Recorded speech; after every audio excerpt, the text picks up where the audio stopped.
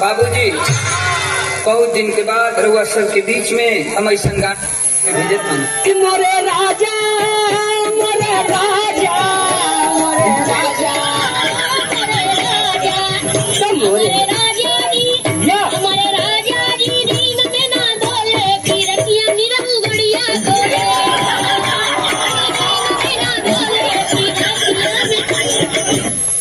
हो चाइना वाली माल का हाल बा? आज तो एकदम बिजली के तार लगातार हो। हाँ वो चिपक के मर जा। चल गेहूँ कटा ले, संगत तो का देसी मुर्गा किया हमका ने जल्दी कहा दे हम किए रही हम ले रही दास के नाती रही हरामी तेरे मुँह में बाद के तो कुल मेकअप खराब कर थे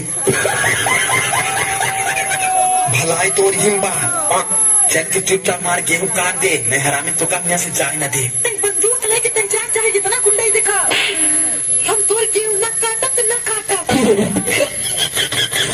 कौनो बात नहीं ते हमारे गेहूं न काट दे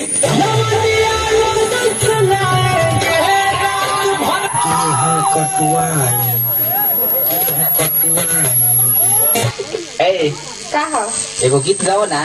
तेरे कारण अब तू गावा।